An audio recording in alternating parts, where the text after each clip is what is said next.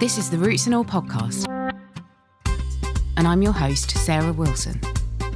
Join me as I talk about all aspects of gardening with some of the top horticulturists from around the world. Hello and welcome to Roots and All, where my guest is Susan Poizner. Susan is the author of the award-winning fruit tree care book, Growing Urban Orchards, and a new book which is now an Amazon #1 bestseller, Grow Fruit Trees Fast. Susan trains thousands of new growers worldwide through her award-winning fruit tree care training program, and is the host of the Urban Forestry radio show and podcast, and she's also an ISA Certified Arborist. She founded the Nobleman Park Community Orchard in Toronto in 2009, and she helps others establish and maintain community orchards and food forests, and she's won multiple awards for her work. I was fascinated by her work with trees, particularly in urban and community-used settings, and I wanted to find out more from her about how to grow fruit trees well. It's a funny question because, many of the people you speak to, I'm sure, have academic backgrounds in horticulture, and I am the opposite. So I started growing fruit trees, I think 14 years ago. And what happened was initially I was not a gardener. I had never touched the soil. But when I got married to my husband, Cliff, he was very interested in gardening. He grew up in Trinidad, a place where you just throw down a seed and a tree grows. Everything is so easy. And he really wanted to turn our backyard into some sort of mini farm. And I was really resistant to it. And I'm like, okay, he's going to do this. He's going to leave all the work to me. It's going to be a big mess, blah, blah, blah. In the end, he's a very persistent person, and thank goodness he is. So he started by planting tomatoes in the backyard and other things, and it was beautiful watching these plants grow. So I became fascinated with gardening, and as I learned more, I took a certificate to be a landscape designer. Not that I've worked in that, but I realized that my passion was with trees. Trees, there is something so magical and beautiful about them. I look at trees like they are beings rather than, I don't look at a tomato plant and it doesn't sort of, make me feel really connected to it. But a tree can live for 25, for 50 years, for 100 years, for more. And these beautiful beings contribute so much to our environment. They clean our air, they stabilize the soil, they shade our communities. And fruit trees, they feed us too. Like, wow, that is amazing. They are so generous. So I became fascinated with trees. And at some point I decided, hey, why don't I turn my local park into a community orchard? Nothing much was going on there. So I decided that I would look into this. I spoke to the city supervisor, park supervisor. I spoke to my city councilor, and we made this thing happen, and we planted a community orchard. And from there, the adventure began, because it wasn't as easy as I thought it was going to be. There was some stress in the early years, but it's led to the joy about learning more and more about fruit trees all the time. And so that's where I began. That's amazing and an interesting journey, as you say. And you wrote a book about trees and about urban orchards, and it's full of really practical information. And a lot of it I found, even for me, because I'm certainly by no means a specialist in fruit trees, but I've got a background in garden design and kind of designing community spaces. But there was so much in there that, people might not have considered when they're particularly picking trees. And that's kind of, I think, where the book starts. It starts with making sure that you get the right tree. And there are so many considerations to think about, but there was a couple that I wanted to pick up on which really piqued my interest. And I wondered if you could talk about them. And the first one was selecting trees for disease resistance. Can you tell us a bit more about that? Absolutely. So my recent book, Grow Fruit Trees Fast, I wrote it for me 14 years ago. If only I had this little book. It only takes an hour to read. And if I had taken that hour to read this book, which of course didn't exist because I didn't write it yet, but I would have avoided so many of the mistakes that we made early on that caused us years and years of wasted time. And one of the biggest mistakes that we made was just picking up fruit trees from our local garden center or the big box store or wherever and planting those trees because we were familiar with the cultivars. So, for instance, Macintosh apples, they are from Ontario, which is where I am from, where I live now. Or Honeycrisp apples are incredibly popular here right now. You can get all of these potted trees in your local garden center, and you just look at them and you think, yummy, I love Honeycrisp or Macintosh apples. I'm going to plant them. The problem is that those apples are so popular in the supermarkets because they taste good, because they are easy to ship, and easy to store for the big farms that are growing them, but they are not easy to grow. The farmers that grow those trees use tons of pesticides and fungicides in order to grow those trees successfully. And here I am in Toronto wanting to start a community orchard. By choosing trees like that, I am really setting myself up for some challenges because I'm not going to use fungicides and pesticides, not those strong ones that they use in commercial farms. And in fact, we do very minimal spraying. So there are varieties that have been developed over the years naturally through breeding. They're not genetically modified or anything, but they are naturally resistant to the common diseases that fruit trees get. And so the point is that I teach in the book, we need to look for those cultivars. So here in North America, some of the common ones, there's a cultivar of apples called Freedom. There's another one called Pristine. There's one called Nova Mac, and there's Nova Spy.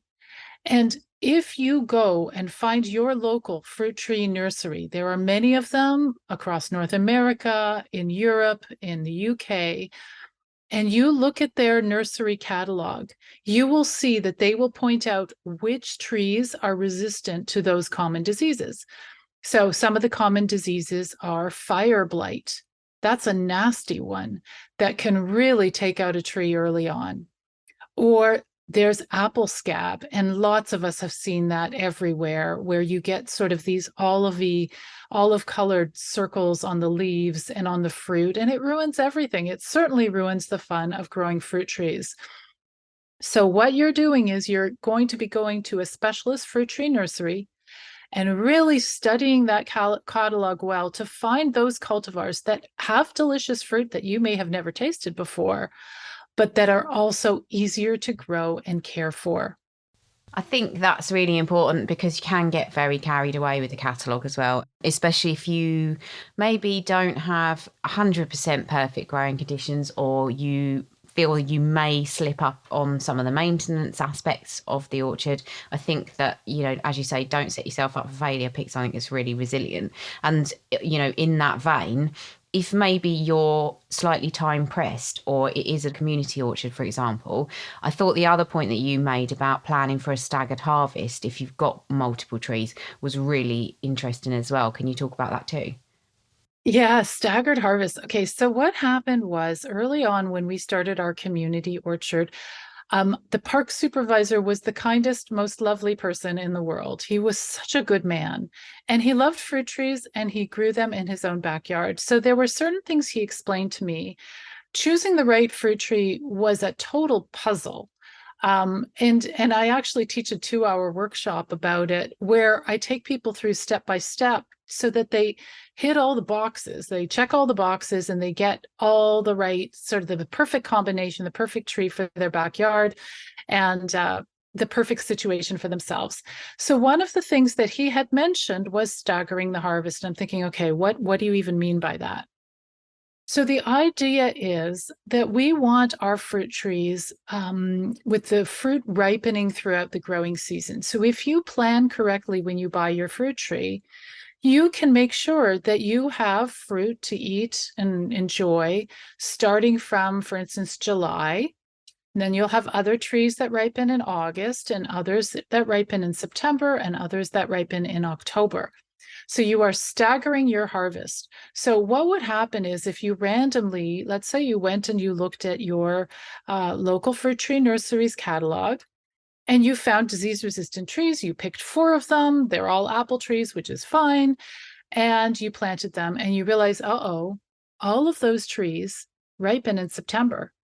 So I have no fruit to harvest in July, none in August, none in October, and I have so much fruit to harvest in September that I'll be giving most of it away. Or it'll, go to the wildlife or whatever, or fall on the ground and rot. So that's the idea, is when you are thinking of planting your fruit trees, you want to think about staggering the harvest. Now, you can do that with apple trees only. There are apple trees here in Canada and in North America that will ripen in August. So that's the early apples. And then there are others that will ripen in September. And then there are others that will ripen in October. Or you can bring in different types of fruit. You can start with cherries in July and plums that ripen in August, and then apples in September and pears in October. And so you have this exciting season where you get to enjoy different types of fruit at different times of year. The beauty of your book is that it does point out stuff that you may not consider. And so the staggered harvest is a really interesting point, and it's a really good one to make.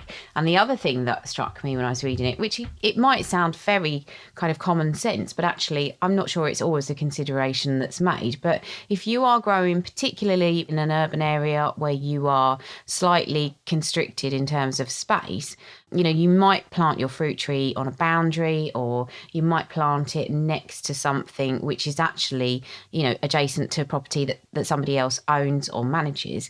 And I thought the point you made about how they manage their property, what might happen to, for example, the canopy of the tree or the roots even, was really interesting. Is that a problem you've come across? And there's certain things people should be aware of?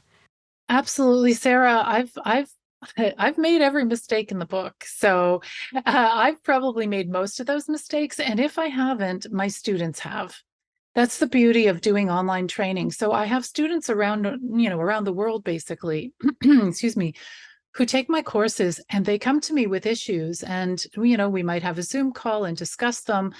And I'll see the situation. I'm like, oh my gosh, yes, that isn't a mistake I've made, but I could well have made it.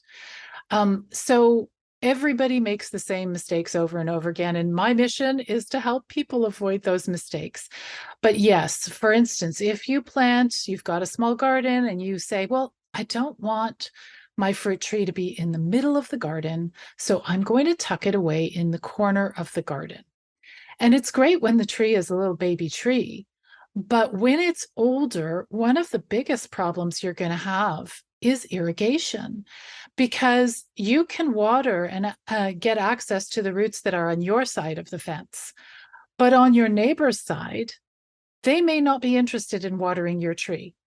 And the way trees work is all the roots need water. So if you have half of the tree that's not being watered, those roots will die, and corresponding branches in the tree will also suffer. So you are losing control. And same thing with spraying. Now, the way I teach people to care for fruit trees, and I talk about it in the book, Grow Fruit Trees Fast, is you need a minimal number of sprays, very minimal. There's maybe one spray that I do annually that is an organic spray. And then as an option, there are holistic sprays that can really improve the health of your tree. But again, you need to consider your neighbor. You would have to discuss with your neighbor, can I come to your side of the fence? I want to use a dormant spray on my tree, which will help protect the tree from insect infestations. And they may say, oh my goodness, what is this spray? This is not a good thing. You can explain and educate them that this particular spray is organically accepted and it's very safe. Or if you're doing holistic sprays, you can say, well, this spray is really just rainwater mixed with molasses and a few other things. Anyways, if you have a lovely neighbor, they'll be open to it, but it's really a matter of negotiation. And harvesting is the same problem. So where you plant your tree is important. And I'm just going to add one other thing.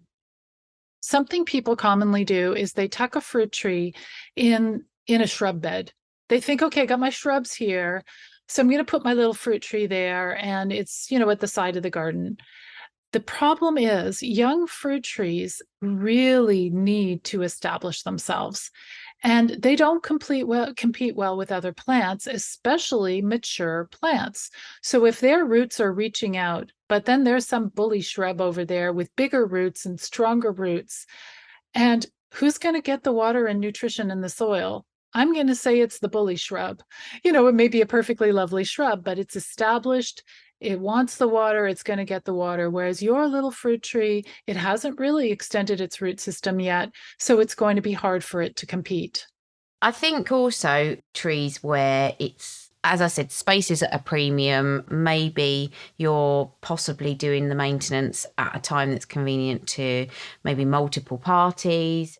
The other point that you made that I thought was very, very interesting was how you might manage the care of an orchard if you were dealing with multiple invested parties. Because I think that's a problem sometimes in community gardens or, where there's various stakeholders involved.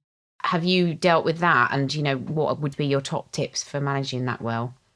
Yes, yes, and yes. Wow, growing in the community is so beautiful, and there is so much good to it. It's not, when you're growing fruit trees in the community, it's not even just about the harvest and sharing the fruit. I thought that's what it was about when I started the orchard, but that's not what it's about. Growing a community orchard is about building community. It's about getting to know your neighbors, and it's about learning. And it's about learning how to care for our trees and what they need. In fact, I think fruit trees are an ideal, I don't know, you could call it gateway drug when it comes to understanding trees in general. We love fruit trees. They've got beautiful blossoms. They feed us. They're so good to us. But we need to learn how to be good to them too, because growing fruit trees is a partnership between the grower and the tree. It's not like a native tree where you can plant it. Hopefully you water it until it establishes itself and then it's on its own. Fruit trees will need a lifetime of care. It's not a lot, but it's essential. They need to be fed. They need to be pruned every year.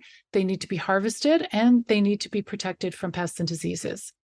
So when you bring in that community situation where you definitely need, I would say, 1 to 3, and I think 3 is preferable, 3 leaders.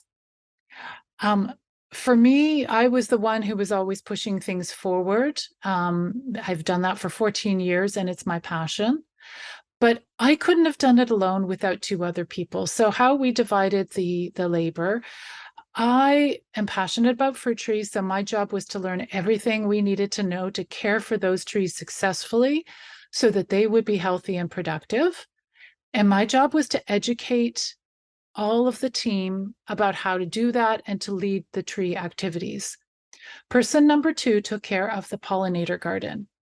Every orchard should have nearby some sort of insectary or pollinator garden where you're attracting not just pollinators, but beneficial insects that will protect your fruit trees from pests, from insect pests. So that pollinator garden responsibility was for the second person, and she would guide people when it comes to taking care of the bed, weeding the bed, training people about what plant is what, bringing in native plants. Because with fruit trees, if you're meeting once a week during the growing season, there isn't enough to do also. So you should be taking care of your pollinator garden. There's all reasons for it in so many ways, for building community and for the orchard. And the third person in our group took care of administration, emails, volunteer management, that kind of thing. Now, what I did was, because I spent so much time learning how to train myself and then train other people, I created online courses to help other groups train their people. So again, they don't have to go through 10 years of trying to figure out how to do it by looking at YouTube videos or making mistakes. So what people do now, if they know about my training, is they will get funding to train 3 people to take my online training. The course is called Certificate in Fruit Tree Care. And they learn everything they need to do in order to keep those fruit trees healthy and productive so that they can train and teach their group to do it. So my recommendation is you need more than one person, you need commitment, and you need ongoing education. So now it's been 14 years. And I have other things, fish to fry. I will always be involved in the orchard, but I will not be leading it. So I'm going to be handing that over to 3 of my colleagues who I've trained up in all those aspects of fruit tree care. Plus, I'll be there every week and I'll be gardening, but it'll be quite nice to be on the side weeding a tree and not responsible and saying, okay, you go there, you take care of the pollinator garden, here's what you need to do. So it's going to be an interesting transition for me. Sometimes when you are gardening by committee, there is the potential for things to get lost in translation, or basically as simple as things getting lost. I mean, I know for a fact that there are times when trees have gone in and somebody has actually lost what it is. They don't know what the variety is. So I think that organisation in terms of record keeping is really key. Have you got any good ways of doing that? I'm thinking, maybe do you photograph the trees from year to year, or the handover notes? Because as you said, you at some point presumably will want to extricate yourself from that involvement, and then you need to have everything belt and braces to be able to hand it over going forwards. Absolutely. And these are things that I didn't know in the early years. I suppose I should write another book on growing a community orchard and the steps involved in that, because that is really important. I didn't do any record keeping until I learned integrated pest management, which is it's a scary name for how you protect fruit trees from pests and from diseases. And so I am figuring out how to do this thing, integrated pest management, which minimizes sprays, and you use traps, and it's fantastic. But one thing that I encountered was the importance of record keeping. So not only do you need to know what tree is where and what the cultivar is, but you need to know what happened to that tree last year and 2 years ago and 3 years ago. Was that tree, did it have a problem with fire blight? Or did it have some sort of weakness? Was there something wrong? Did I have to spray it 3 times, 2 years ago? Or not? What sprays did I use? How did it respond to the sprays? So as part of integrated pest management, you are actually keeping a log of your different trees and the history and what they've done. Because when you know the history of that tree, you know how to care for it in the future. Oh, it responded really well to this type of holistic spray last year, so let's try that again this year. That kind of thing. So record keeping is important, but one of the funnest parts that I finally figured out how to do is I use a program. There's lots of different programs for this, but a program online that's free that's called Canva, Canva, canva.com. And you can create all sorts of drawings and illustrations and stuff. But I created finally a map of the orchard. And I just did circles for the trees, and I created a shape for the pollinator garden. And so I put a label of what each tree is. And also, now that we are also grafting different branches onto our trees. So for instance, we have an apricot tree that failed. It had a lot of canker in the upper part of the tree. And so we cut it off because we had to get rid of the canker. But we left the rootstock to grow for a few years. And so in this past year, we grafted different cultivars onto that rootstock, including, what's interesting is, so it was an apricot tree. So we did one graft that is for an apricot cultivar, and another one that's for a plum cultivar, because they work really well together. So it's now going to be an apricot tree and a plum tree all in one.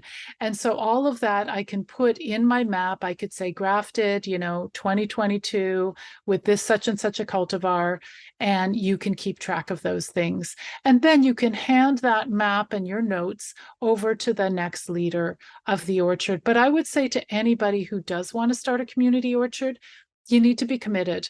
My city councilor said to me, Susan, are you going to stay in the neighborhood for 5 years? I said, absolutely. He said, okay, then I support you in this project. He knew that there's no guarantee I was going to be here for 15 years, even though I was and am. But you need a commitment. It's not a let's plant those trees and walk away thing. You have to give it some time.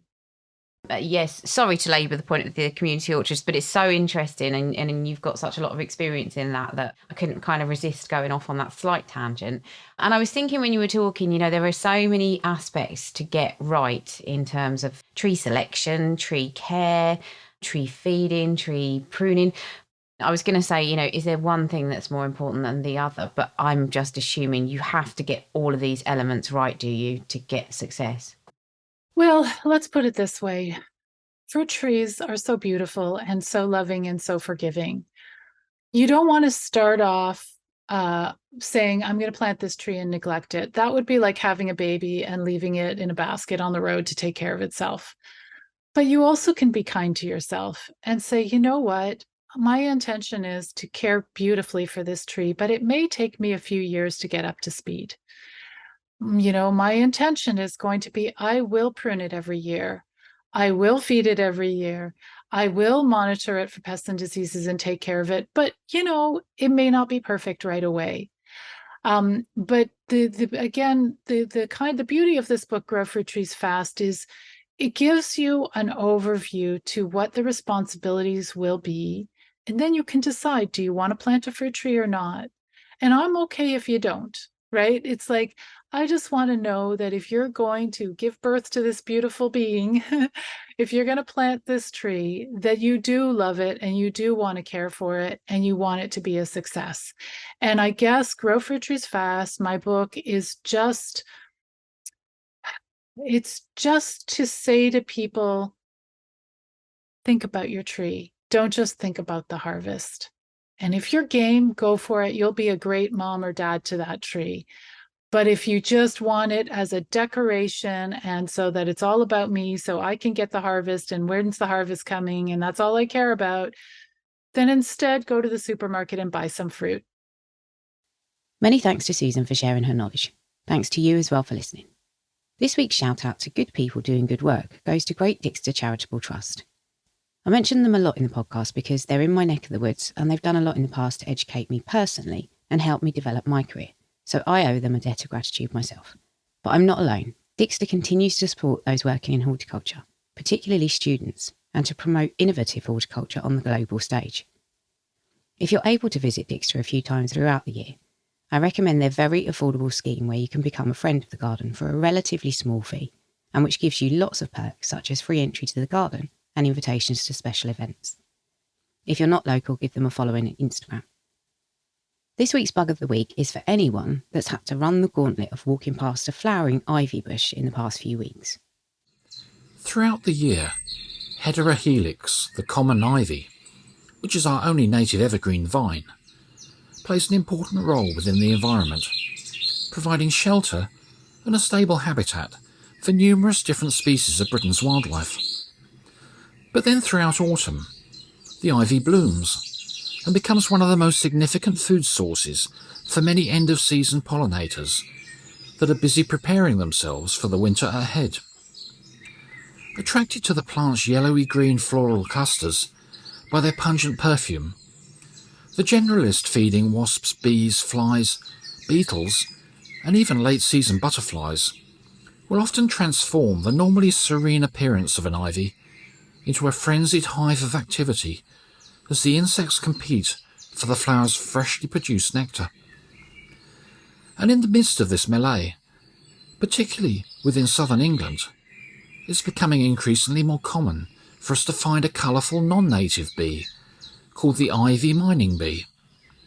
First recorded in 2001, these invasive solitary bees, with their orange and black striped bodies and fluffy ginger thorax, hatch from their pupae within underground chambers to coincide with the ivy's flowering period.